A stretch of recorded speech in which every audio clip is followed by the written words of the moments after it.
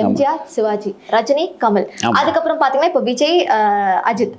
அதுக்கு அடுத்து ஜெய்சங்கர், ரவிச்சந்திரன்லாம் இருந்தாங்க, அவங்களும் வந்தாங்க. ஆனா அவங்கெல்லாம் அந்த போட்டி அப்படின்ற வரும்போது இந்த ஒரு ஆட்களா தான் இருக்காங்க. என்னோட கேள்வி என்னன்னா, அப்போ இருந்த ஒரு ரசிகர்களுக்கு அப்போ ஹிட் ஆகுற ஒரு விஷயம் அதே ஆட்கள் இல்ல, அன்னைக்கு இருந்த கதைகள் நல்ல கதை செலக்ட் பண்ணியிருந்தாங்க. ஒரு கதை பார்த்தீங்கன்னா ஒரு பாடல்ல நிறைய கதையெல்லாம் சொல்லிட்டு இருப்பாங்க. ஒரு பாடல் பார்த்தீங்கன்னா பாலும் பழம் எடுத்துக்கிட்டிங்கன்னா அந்த காலத்து சிவாஜியுடைய படம், பாவரிசையில் நிறைய படம் பாவ மன்னிப்பு, பாலும் பழம் வந்திருக்கும். பார்த்தீங்கன்னா அந்த காலத்து கதைகள் எல்லாமே எல்லாம் ஒரு இந்து, முஸ்லீம், கிறிஸ்டின் 3 இருக்கும். பாலும் பழம் எடுத்தீங்கன்னா அவர் இந்துவா பிறப்பார், முஸ்லீமால் வளர்க்கப்பட்டு முஸ்லீம் ஆயிடுவார், ஒரு கிறிஸ்துவ பொண்ணை லவ் பண்ணுவார்.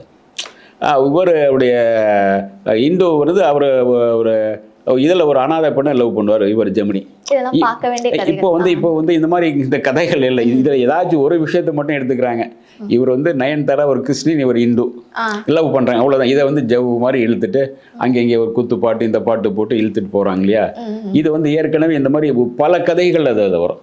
தேசிய ஒருமைப்பாடும் இருக்கும், அதில் இவனுக்கு விட்டு தருவாங்க, விட்டு கொடுப்பாங்க, அவங்களுக்குள்ள ஒரு நட்பு இருக்கும். அந்த மாதிரி எல்லாம் ஒரு ஃபேமிலி ட்ராமா இருக்கும்.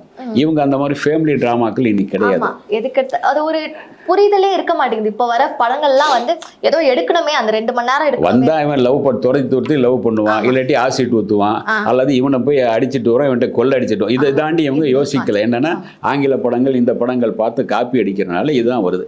நீங்கள் கதைகளாக போய் படிக்க ஆரம்பிச்சு நாவல்கள் எக்கச்சக்கமாக இருக்குது. மோகமுல்னு ஒரு நாவல், மோகமுல் படம் வந்துச்சு.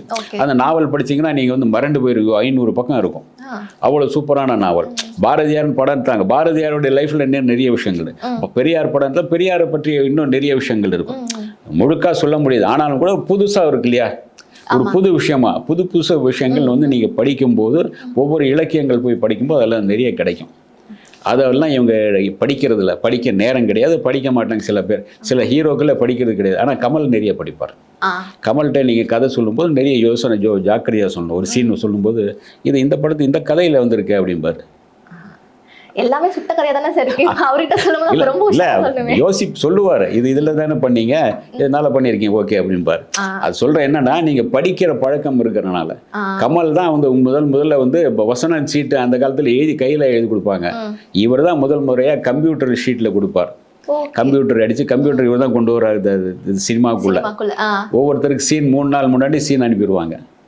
நீங்கள் இந்த சீன் இதுதான், இதுக்கு நீங்கள் ப்ராப்பர் பண்ணிட்டு நீங்கள் எப்படி பண்ணோன்னு பண்ணிக்கங்க. கமல் தான் தொடங்கி வச்சார். அப்பவே அந்த டெக்னாலஜி வந்துருச்சு. ஆனா இப்போ எப்படின்னா டெக்னாலஜி ஓவரா ரூல் பண்ணதோ அப்படின்ற மாதிரி தோணலையா? இல்ல, இவங்களுக்கு யோசிக்கிற நேரம் எது கிடையாது. இவங்க யோசிக்கிற இந்திரன் 2.0 அதெல்லாம் பாத்தீங்கன்னா என்னடா, இந்திரன் ஒன்றும் இந்தியன் 2 ஒன்றுமே கிடையாது. இந்தியன் 1 பண்ணும்போது அதுக்கு சில பல ஆட்கள் வந்தாங்க. அதில் அந்த கதையை அதோடைய ஹோசமின்னு ஒரு அசிஸ்டன்ட் டைரக்டர், அவருக்கு அவருடைய மாமா தான் அந்த டிராஃபிக் இதில் இருந்தார். இந்த எல்போர்டு கொடுக்குற எல்லா ஆஃபீஸும் கமிஷன் ஆகும், அந்த ஆஃபீஸில் ஒர்க் பண்ணிட்டு இருந்தார். அவர் தான் உட்காந்து அந்த 8 போடுங்க அப்படின்லாம் பார்த்துட்டு இருப்பார். அந்த விஷயங்கள்லாம் அவர் சொல்லும்போது அவர்கிட்ட மூலம் வருது.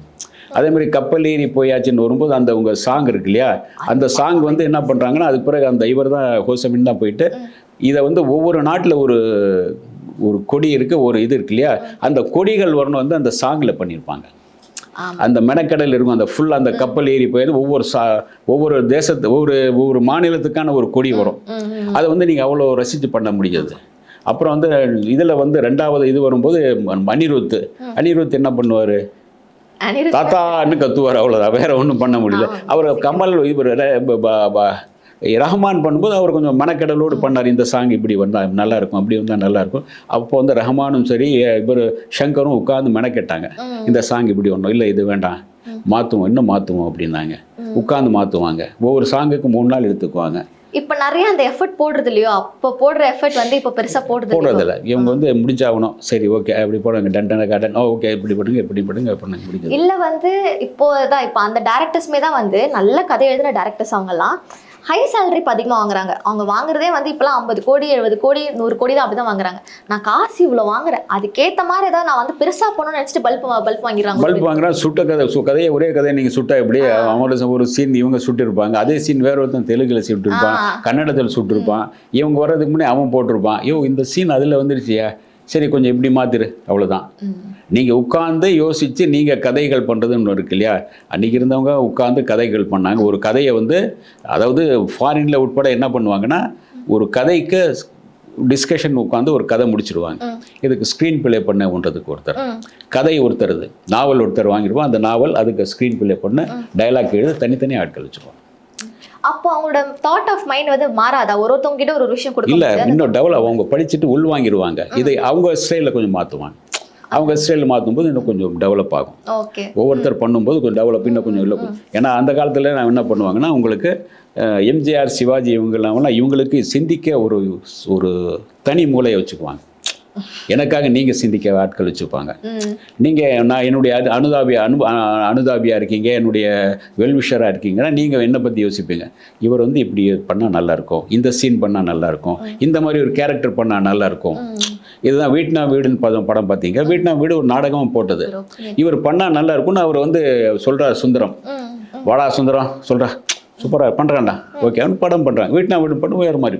அதே மாதிரி அவரே வந்து அதுக்கு பிறகு என்ன பண்ணுறாரு, அவருக்காக கதை யோசிக்கிறாரு. சிவாஜிக்காக கதை யோசிக்கிறது பாலமுருகன் ஒருத்தர் இருந்தார். அப்புறம் வந்து உங்களுக்கு இவர் வீட்நாம் வீடு சுந்தரம் ஒவ்வொருத்தர் வந்தாங்க. அப்புறம் ஆரூர் தாஸ் இவங்கெல்லாம் அவருக்காக யோசித்தாங்க.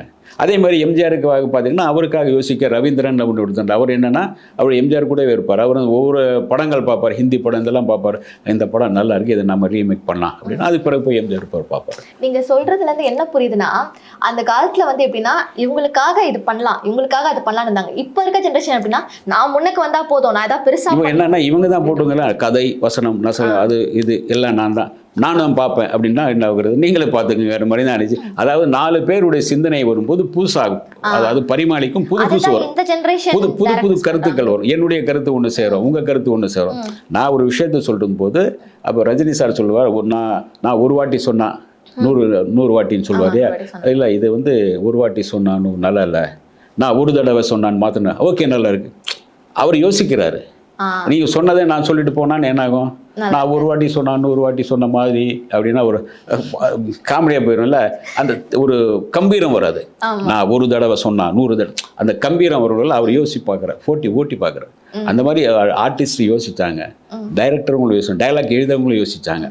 இவங்க இன்றைக்கி வந்து ஆர்டிஸ்ட் அப்பப்போ ரஜினி சார் கருத்து சொல்லுவார், இது சொல்லுவார், எம்ஜிஆர் கருத்து சொல்லுவார், இப்படி மாத்தினா நல்லா இருக்கும் அப்படி. பாடல்களை கவனம் செலுத்தி இந்த பாடல் நல்லா இருக்கும், இல்லை எனக்கு இப்படி வேணும் பாடல்லாம் வாங்கினாங்க. இன்றைக்கி அந்த மாதிரி யாரும் இல்லை. பாடல் உட்காந்து வாங்குவங்க தெரியாது. ஒரு மியூசிக் சென்ஸும் இருக்கணும், இவங்களுக்கு ஸ்டோரி நாலேஜ் இருக்கணும், சினிமா பற்றிய ஒரு இது வேணும், புரிதல். இதெல்லாம் கிடையாது. வந்தோம் நானும் ஹீரோ ஆகிட்டோம்னா அதுக்கு பிறகு நான் தான் முதல்வர் அப்படின்னு அந்த கனவுல வந்துடுறாங்க இவங்க. அப்போ எப்படி நீங்கள் சினிமாவுக்காக உழைக்க முடியும்? சினிமா எப்படி உங்களால் நல்ல சினிமாவை தர முடியும்? கரெக்ட். ஆனா இப்போ வர டைரக்டர்ஸ் இருக்காங்க பாத்தீங்களா, இந்த விக்னேஷ் கார்த்திகா இருக்கட்டும், பிரதீப் ரங்கநாதன், லோகேஷ் கனகராஜ், இவங்கெல்லாம் வந்து இப்போ ரீசெண்ட் லோகேஷும் கொஞ்சம் தடுமாற ஆரம்பிச்சிட்டாரு அதிகமா. ஆமா இப்போ ரீசெண்ட் ஏன்னா ஒரே மாதிரி கதையை நீங்க பண்ண ஆரம்பிச்சா ஆக்டிங் பக்கம் போயிட்டு இப்போ அவர் தான் அந்த பிரஸ் மீட்ல கூட சொன்னார் பாத்தீங்களா, நான் என்னோட கம்பேக் கொடுப்பேன், ஹெல்சி இன்னும் இழுத்து மூடவே இல்லை, என்னோட பாகம் 2 அந்த கைதி 2 பண்ண வேண்டியதெல்லாம் இருக்கு, நான் அதை பண்ணி முடிச்சுட்டு தான் போவேன். இல்லை அது பண்ணணும். நீங்கள் வந்து ஒரு இதுக்கு வந்துட்டீங்கன்னா அது வந்து கடகடான்னு பண்ணணும், அது வேற யோசிக்கணும், அதை பற்றி யோசித்து போகணும். அதை விட்டுட்டு நான் ஆக்டிங் பண்ணுறேன், தயாரிக்கிறேன் அப்படி இப்படின்னு போனீங்கன்னா அங்கே சிந்தனை சிதறம் வேற மாதிரி ஆட்கள். அதுதான் அவர் அதுவும் அது பதிவு பண்ணாரு இந்த மாதிரி இருக்கிறது. இப்போ ஹார்ட் ஆஃப் த நியூஸ்ன்னு பார்த்தீங்கன்னா பிரதீப் ரங்கநாதன் அவர் வந்து அந்த கோமாளி படம் டைரக்ட் பண்ணாரு, அதுக்கப்புறம் நடிக்க ஆரம்பிச்சிட்டாரு. ஸோ இவங்க பண்ற விஷயங்கள்லாம் வந்து டக்குன்னு ஆடியன்ஸை அட்ராக்ட் பண்ணுது. இல்லை என்னன்னா அவர் வந்து தன்னை யோசிக்கிறார், நான் இதுதான். இப்போ தனுஷா சொல்லிட்டு இருப்பார்ல, என்னை பார்க்க தான் பிடிக்கும், அந்த மாதிரி தான் உங்களுக்கு வந்து அதை வந்து தானே கிண்டல் பண்ணிக்கிட்டால் தான் மற்றவன் ரசிக்கிறாங்க. அது மற்றவன் கிண்டல் பண்ணால் நல்லா இருக்காதுன்னு அவரே கிண்டல் பண்ணிக்கிறார். அப்போ தான் உங்கள் மைண்டில் வந்து உட்கார்ந்துடுறாரு அவர். அதுதான் அது. அதே மாதிரி தான் இவங்க வந்து இவர் வந்து நான் இந்த மாதிரி எனக்கு இந்த மாதிரி கதை வந்தால் நல்லா இருக்கும்னு யோசிக்கிறாங்க. பாக்கியராஜ் இந்த கொஞ்சம் காலத்தில் அப்படி தான் யோசிச்சார். அப்படி யோசிச்சு தான் அவர் பண்ணதுனால அவர் நின்றாரு கொஞ்ச நாள். அதை பாண்டியராஜன் அதே மாதிரி யோசிச்சு பண்ணாரு, நின்றாரு. அதுக்கு பிறகு அந்த ஒரு காலகட்டம் முடிஞ்சிடும் அது. அதே மாதிரி இவங்க வந்து இவருக்கும் அந்த மாதிரி ஒரு சில படங்கள் பண்ணிட்டு வர்றாரு. கொஞ்சம் ஒரு 5 படம் 6 படம் போகலாம், அவ்வளோதான். அதுக்கு பிறகு அவருடைய ஸ்டைல்னு மாறி போயிடும், வேற ஸ்டைலுக்கு மாறணும். இப்போவே அவன் கொஞ்சம் கொஞ்சம் மாறி கொஞ்சம் ரிஸ்க் எடுத்து வேறு மாதிரி கொஞ்சம் இன்னும் கலந்துக்கணும். அந்த ஹீரோவை இவர் மட்டும் ஹீரோ இல்லாமல் இன்னொரு ஹீரோ கொண்டாந்து வச்சுட்டிங்கன்னா கொஞ்சம் 2 பேர் பேலன்ஸ் பண்ணிட்டு போயிடலாம். ஓகே. அந்த மாதிரி போகலாம். அதில் வந்து இப்போ இருக்கிற இவங்க வந்து யோசிக்கணும் கொஞ்சம். சரி, நம்ம இந்த கதை சொல்கிறோம், இந்த கதைக்கு இது முக்கியம் தேவை, இது தேவையில்லை, இது சொல்லப்படாத ஒரு இது இருக்குது. அட்லி வந்து இப்போ சில படங்கள் பண்ணியிருக்காரு, உல்டாவாக தான் இருந்தாலும் கூட அதில் சீன்னு புதுசாக இருக்கும். அந்த கதையோட அவர் என்ன பண்ணுவார்னா அந்த ஒரு மேப் இருக்குன்னு அந்த மேப் மட்டும் எடுத்துக்குவார். இந்த படத்தோட மேப் இது, இந்த கையில் இந்த இங்கே ஒட்டியாச்சா, ஓகே ஓகே. இப்போ வர படங்கள் அவங்கெல்லாம் எடுக்கிற படங்கள் எப்படி இருக்குன்னா, கதைக்கு பதிலா நான் பெரிய பெரிய ஆட்களை வச்சு எடுக்கிறேன், அந்த மாதிரி எடுத்தா ஓடிடுமோ அப்படின்ற ஒரு மதில அது ஒரு ஓப்பனிங் இருக்குல்ல, ஒரு ஓப்பனிங் இருக்கு, அதனால வந்து எப்படியாவது பிஸ்னஸ் ஆகிடும், ஓப்பனிங் இருக்கு, கொஞ்சம் சமாளிச்சிடலாம் அப்படிமா. அதில் ஒரு நல்ல ஏதாச்சும் ஒரு சீன், அதாவது இன்னைக்கு வந்து படங்கிறது கதையும் கிடையாது, இன்னைக்கு கதைக்கு சொல்றது கிடையாது. 8 சீன் வேணும், 8 சீன் பிடிங்க அப்படிம்பாங்க. முதல் இன்ட்ரோவில் வரைக்கும் 4 சீன், அதுக்கு பிறகு அடுத்து ஒரு 4 சீன், அவ்வளோதான். அந்த 4 சீனும் கொஞ்சம் கெத்தாக இருக்கணும், பார்க்க வைக்கணும், அவ்வளோதான் போகிறோம். நீங்கள் புஷ்பா படுங்க, அதுதான் புஷ்பா 2 பாருங்க, அதுதான். வேறு கதையெல்லாம் கிடையாது, அது அந்த சீன் தான், இந்த சீன் ஓகே அவள் முடிஞ்சது. இப்படி தான் இருக்குது இன்றைக்கி கதை. அதனால் வந்து இவங்க வந்து இந்த பேட்டர்னில் போகிறாங்க. சில பேர் அதை கரெக்டாக பண்ணுறாங்க, சில பேர் அதை சொதப்பிடுறாங்க. என்னென்னா இவங்க வந்து நிறைய கதைகள் இருக்குது, நாவல்கள் படித்து வாங்கி பண்ணும்போது நல்ல கதைகள் வரும். ஒரே மற்ற படங்கள் பார்த்து நீங்கள் பண்ணிங்கன்னா ஒன்றும் பண்ண முடியாது.